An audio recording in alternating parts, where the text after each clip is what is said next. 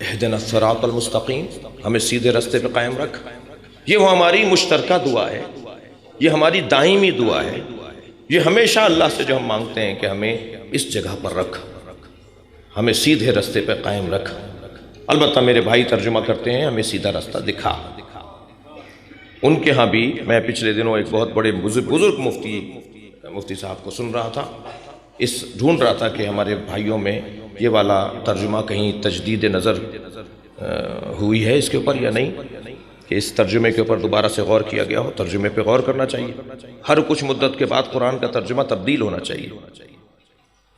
اس کی دو وجہ ہیں، ایک تو زبان تبدیل ہوتی ہے، جو زبان، جو الفاظ، جو بندشیں اب سے مثال کے طور پہ 100 سال پہلے اردو میں تھیں یا کسی بھی زبان میں تھیں، وہ اب بندشیں نہیں ہیں، وہ ترکیبات نہیں ہیں، وہ الفاظ متروک ہو رہے ہیں، نئے الفاظ شامل ہو رہے ہیں۔ جی، لہجوں کا بڑا دخل ہے الفاظ کے برتنے میں اور الفاظ کے استعمال میں۔ ایک تو زبان تبدیل ہوتی ہے، اس لیے ترجمے بدلنے چاہیے، دوبارہ سے ہونے چاہیے۔ دوسرا، ترجمہ کرنے والے کی معلومات میں اضافہ ہوتا ہے۔ ترجمہ تو قرآن نہیں ہے،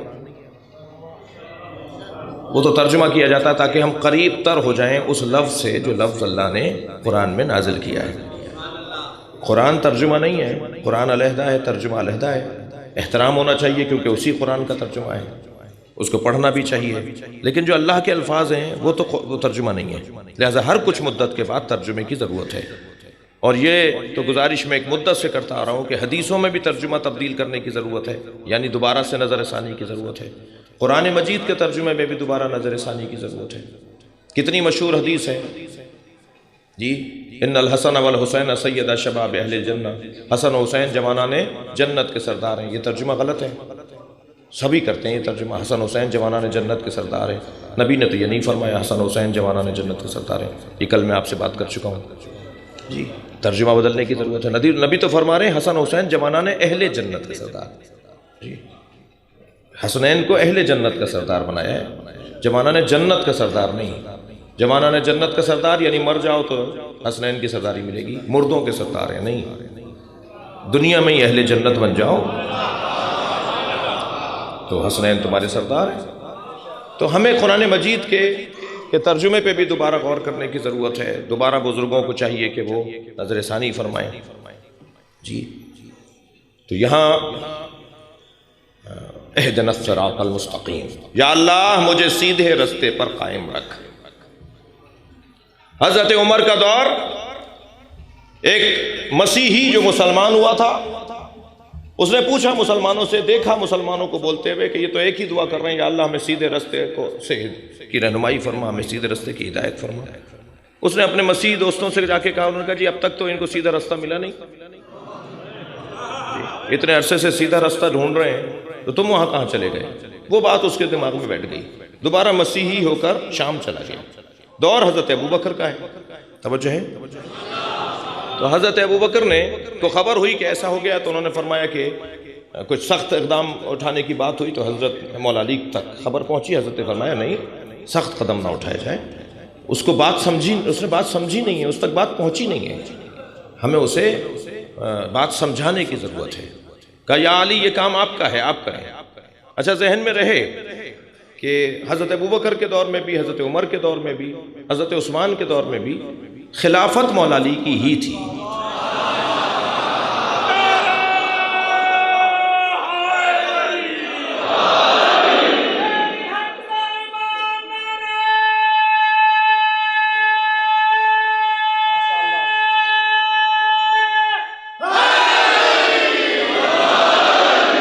ریاستی امور، حکومتی امور حضرات کرام کے پاس تھے، مگر عزیزان گرامی مولا کے بغیر کسی بھی دور میں گزارا نہیں ہوا۔ لہذا علماء اہل سنت خاص طور پر تفضیلی سنی جو ہے نا، وہ اس بات کے قائل ہیں کہ خلافت بلا فصل کا جملہ ٹھیک ہے، علی ہی خلیفہ بلا فصل پیغمبر ہے۔ وہ اور بات ہے کسی کا 4 سال کا دور تھا، کسی کا 2 سال کا دور تھا، کسی کا مثال کے طور پہ 12 سال 14 سال کا دور تھا، اور مولا علی کا 25 سال کا دور تو ہم اپنے پہلے والوں کے ساتھ تھا، اور 4 سال کا دور اپنے ساتھ تھا۔ اس طرح علی کی خلافت بلا فصل تقریباً 30 سال تک چلی۔ ایک دفعہ نہیں ہوا ہے، بارہا ہوا ہے کہ علی کو بلاؤ، علی سے پوچھو۔ حتی حضرت عمر نے تو 70 صبح سے زیادہ دفعہ کہہ دیا کہ اگر علی نہ ہوتے تو میں ہلاک ہو جاتا.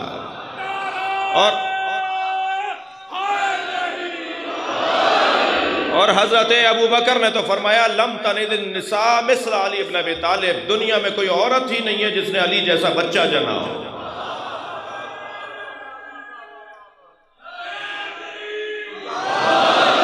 کبھی کسی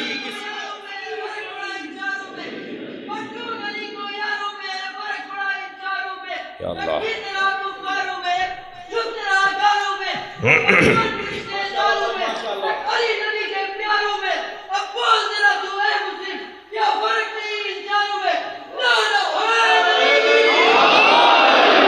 نہیں، یہ تو بحث ہی نہیں ہے، کسی نے بھی نہیں کی ہے بحث. یہ تو بحث ہی نہیں ہے، بات بہت روشن ہے. افضلیت مولا علی کی بحث روشن ہے. اس بحث کو اختلافی نہیں بنانا، یہ بحث اختلافی نہیں ہے، الجھنوں کا شکار نہیں ہے، سب پر روشن ہے کہ مولا علی سے بعد از مصطفیٰ علی سے افضل کوئی نہیں. سرکار دو جہاں کے بعد مولا علی سے افضل کوئی نہیں ہے، کسی نے دعویٰ بھی نہیں کیا. کسی نے دعویٰ بھی نہیں کیا. اگر آپ تھکے ہوئے نہیں ہیں تو ایک مثال دے رہا ہوں. حضرت عائشہ تشریف فرمائے، سیدہ زہرا بھی تشریف فرمائے. ایک صحابیہ نے کہا یا عائشہ جنت میں آپ نبی کی زوجہ ہوں گی اور اے زہرا آپ علی کی زوجہ ہوں گی، جوڑا کون سا بڑا ہوگا؟ اچھا سوال اچھا ہے، مگر حضرت عائشہ نے جواب دینا بھی پسند نہیں فرمایا. جناب زہرا کی طرف دیکھ کر کہا لیتنی کنت شعرۃ راسک، اے فاطمہ کاش میں تمہارے سر کا ایک بال ہوتی.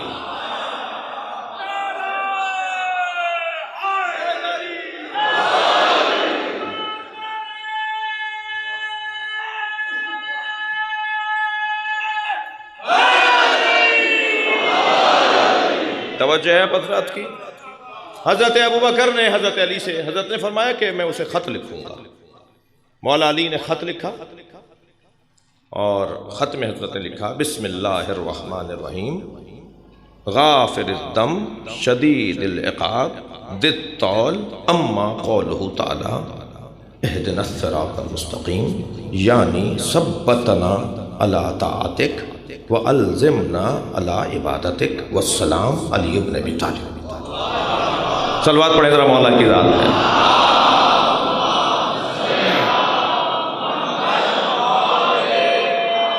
مختصر ترین جامع ترین میرے مولا علی نے خط لکھا، اور جب یہ خط شام اس تک پہنچا تو وہ خط لے کر مولا کی خدمت میں آیا اور کہا کہ میں نے اسلام سمجھا نہیں تھا، اب سمجھا.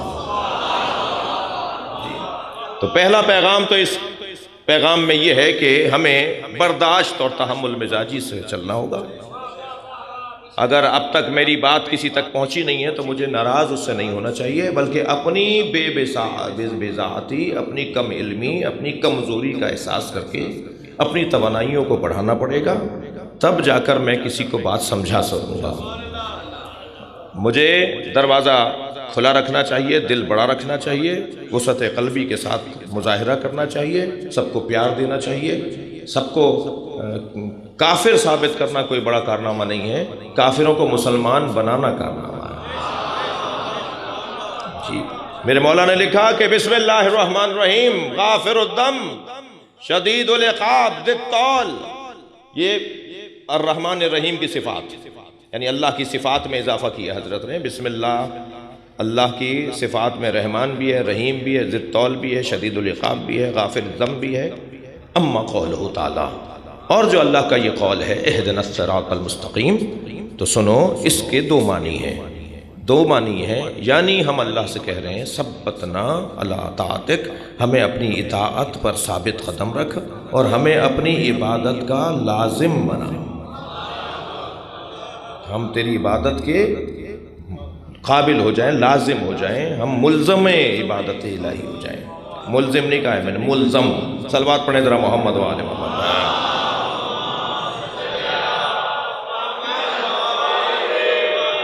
عزیزان گرامی، حضرت جابر ابن عبداللہ انصاری حج بیت اللہ سے مشرف ہو رہے ہیں. صحابی پیغمبر ہیں اور صحابیوں میں بھی بڑا نام ہے، صحابیوں میں بڑے معتبر صحابی، بہت محترم صحابی. حشام ابن عبد الملک جو گورنر تھا، اسے معلوم ہوا کہ طواف میں، مطاف میں حضرت جابر بھی ہیں، تو ڈھونڈنے لگے کہ کہاں ہے. دیکھا حضرت جابر طواف کر رہے ہیں.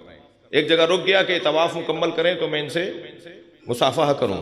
حاکم وقت ہے، گورنر ہے، اور صحابی پیغمبر، مقدس ترین شخصیت خانہ کعبہ کے طواف میں اور حج بیت اللہ سے مشرف ہو رہی. یہ آگے بڑھے، آگے بڑھ کے کہا کہ میں حشام ہوں. انہوں نے کہا حشام کون ہے؟ کہنے لگے جی میں گورنر ہوں. حضرت نے فرمایا کہو کیا کہتے ہو؟ کہنے لگے کہ میں حاکم ہوں، کوئی کام ہے، کوئی بات ہے، کچھ مجھ سے چاہیے؟ اللہ اکبر. بے ساختہ حضرت جابر نے کہا اللہ کے سامنے، اللہ کے گھر کے سامنے تجھ سے کیوں مانگوں؟ یہ بے ادبی ہے، خانہ کعبہ میں تجھ سے مانگوں. تو اچھا ایسے جو لوگ ہوتے ہیں نا وہ چرب زبان بہت ہوتے ہیں، ان کی زبان بڑی چلتی ہے، اس لیے کہ وہ اپنے آپ سے ایک بڑا کسی کو جانتے نہیں ہیں. تو کہنے لگا میں اللہ کو راضی کرنے کے لیے ہی آپ سے کہہ رہا ہوں، میں اللہ ہی کو راضی کرنے کے لیے آپ سے کہہ رہا ہوں کہ کچھ مجھ سے مانگ لیجئے، کچھ کوئی کام مجھے بتا دیجئے. اللہ اکبر. فرمانے لگے آخرت میں کچھ دے سکتے ہو؟ بھائی جملہ سنیے گا، ایک پورا باب ہے معرفت کا. فرمانے لگے آخرت میں کچھ دے سکتے ہو؟ کہنے لگا نہیں آخرت میں تو کچھ نہیں دے سکتا. فرمانے لگے دنیا میں نے چھوڑی ہوئی ہے، آخرت تم دے نہیں سکتے، تو میں تم سے کیوں مانگوں؟ کم سے کم جابر ابن عبداللہ انصاری نے یہ فیصلہ کر دیا جو آخرت میں دے سکتا ہے اس سے مانگا جا سکتا ہے.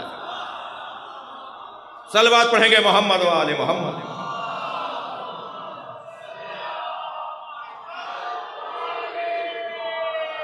اللہ کے ہاتھ میں مالکیت ہے اور اللہ سے وہ دلوا سکتا ہے کہ جو اللہ سے قرب رکھتا ہے.